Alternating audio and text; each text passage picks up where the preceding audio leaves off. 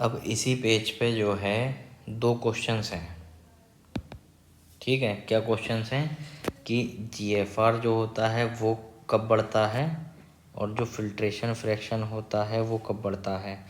तो कभी भी आंसर मत लगाना कि इफेरेंट आर्ट्रियोल के वेस के कॉन्स्ट्रिक्शन से जीएफआर बढ़ता है। क्यों? अभी हमने पढ़ा कि इफेरेंट आर्ट्रियोल का जब कॉन्स्ट्रिक्शन होता है तो क्या होता है, जब माइल्ड से मॉडरेट क्या नाम है कॉन्स्ट्रिक्शन होता है तो जीएफआर बढ़ता है, अभी हमने पढ़ा था। लेकिन जब सीवियर कॉन्स्ट्रिक्शन होने लगता है इफेरेंट आर्टरी का तो जीएफआर डिक्रीज़ होने लगता है। यहाँ कह रहा है क्यों? क्योंकि जो जीएफआर पे जो है इफेरेंट आर्ट्रियोल के कॉन्स्ट्रिक्शन का डुअल इफेक्ट है। इनिशियली क्या होता है कि जीएफआर इंक्रीज़ होता है लेकिन बाद में डिक्रीज़ होने लगता है। किसके वजह से? प्रोटीन के एक्यूमुलेशन के वजह से। ये प्रोटीन का एक्यूमुलेशन होता रहता है तो प्रोटीन का जो कंसंट्रेशन है वो बढ़ता रहता है, प्रोटीन की ऑन्कोसिटी बढ़ती रहती है, प्रोटीन का ऑन्कोटिक प्रेशर बढ़ता रहता है, जिसके वजह से क्या होता है, पाई जीसी इंक्रीज़ होता है। और पाई जीसी क्या करता है, फिल्ट्रेशन को अपोज करता है, पीछे भी पड़ा अभी, जिससे फिल्ट्रेशन जो होता है वो डिक्रीज़ हो जाता है। आया समझ में? तो कभी भी आंसर मत लगाना कि जीएफआर जो होता है इफेरेंट आर्ट्रियोल के कॉन्स्ट्रिक्शन से बढ़ता है। हमेशा याद रखना एफेरेंट आर्ट्रियोल के डायलेशन के वजह से जीएफआर बढ़ता है। ठीक है, खुद ही बताओ, अगर ये एफेरेंट आर्ट्रियोल है, ठीक है, ये एफेरेंट आर्ट्रियोल है और ये एफेरेंट आर्ट्रियोल का पहले डायमीटर इतना था नॉर्मल, और ये बाद में डायमीटर बढ़ के कितना हो जाए, इतना चौड़ा हो जाए, ये डायलेट हो गया।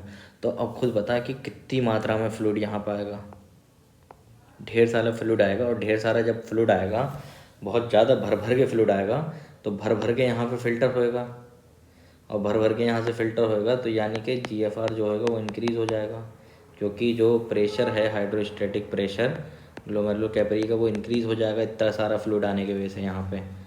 तो इसी वजह से क्या होएगा, जीएफआर इंक्रीज़ हो जाएगा और हाइड्रोस्टैटिक प्रेशर ग्लोमेरुलोर का वो भी इंक्रीज़ हो जाएगा।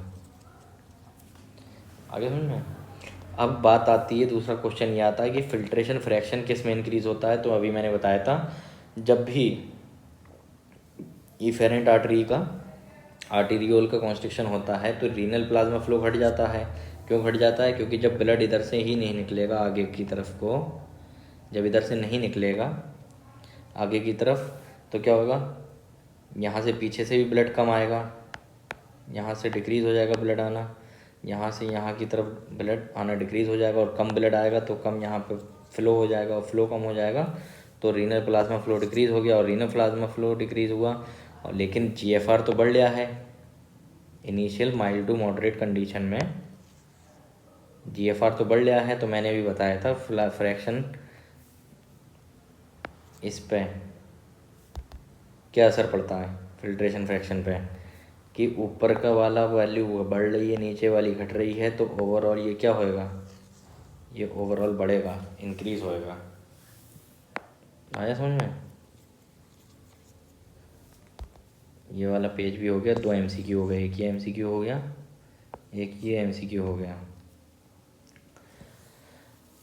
अब ये बताओ, मुझे खुद जाहिर सी बात बताओ कि ये क्या कह रहे हैं, अगली कंडीशन इन्होंने क्या दे दी है कि अगर मान लो एफेरेंट आर्टरियोल का कॉन्स्ट्रिक्शन होता है, खुद बताओ मुझे, अगर ये आने वाली आर्टरी है, ये पहले इतनी मोटी थी,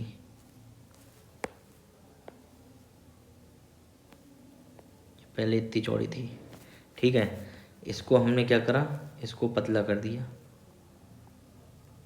तो मुझे खुद बताओ, जितना ब्लड इतनी चौड़ी वेसल में जा रहा था वो क्या इतनी चौड़ी वेसल में जा पाएगा? बताओ, खुद ही बताओ। ज़्यादा ब्लड किस में जाएगा, ज़्यादा ब्लड जो होएगा वो इतनी वाली, ये वाली वेसल में जाएगा जो इतनी चौड़ी है, ये इतनी ज़्यादा चौड़ी है। तो जब ब्लड का फ्लो ही कम हो गया, ठीक है, रीनल प्लाज्मा फ्लो डिक्रीज़ हो गया, तो इससे क्या होएगा, जीएफआर ही डिक्रीज़ हो जाएगा, ठीक, क्योंकि रीनल प्लाज्मा फ्लो डिक्रीज़ हुआ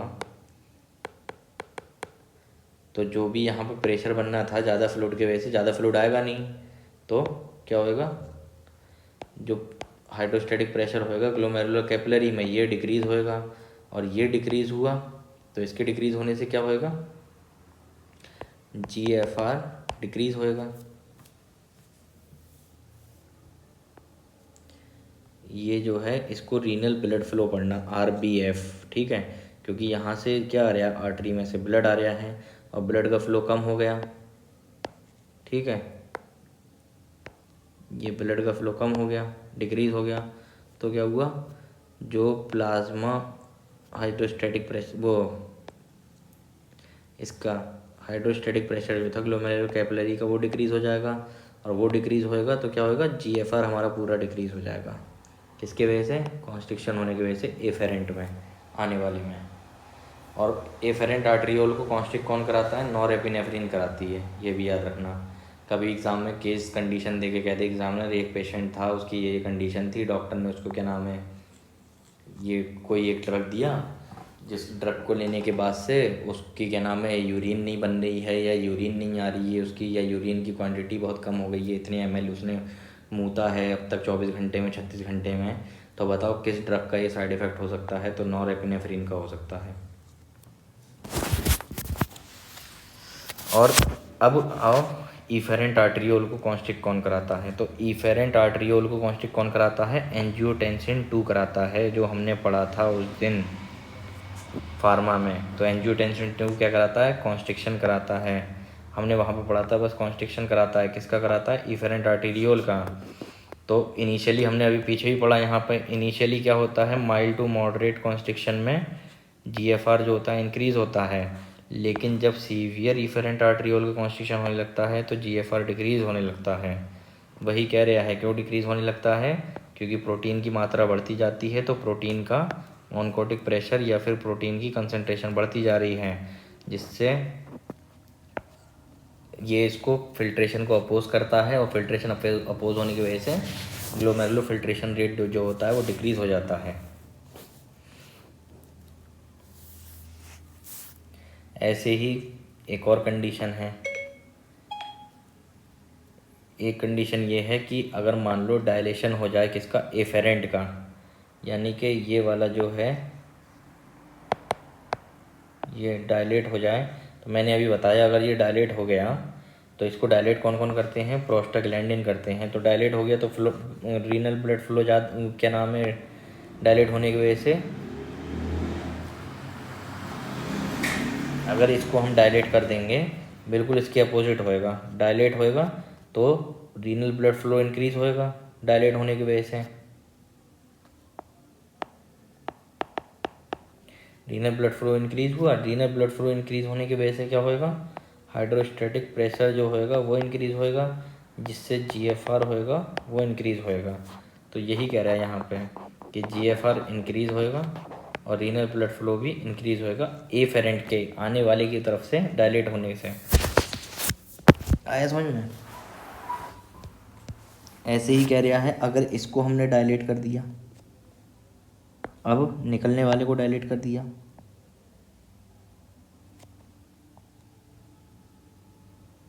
निकलने वाला डायलेट हो गया, तो पहले जो फ्लूइड जा रहा था वो इतने रास्ते में से जा रहा था, ठीक है,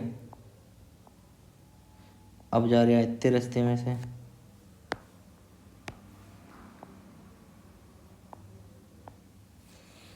तो अब बताओ, तो प्रेशर कम हो गया ना, रास्ता चौड़ा हो गया, तो प्रेशर कम हुआ तो GFR भी कम हो जाएगा, और GFR कम होएगा तो रीनल ब्लड फ्लो भी कम हो जाएगा, ठीक। तो ये कौन से, ये किसके ड्रग की वजह से होता है, एस इनहिबिटर की वजह से होता है। आया समझ में?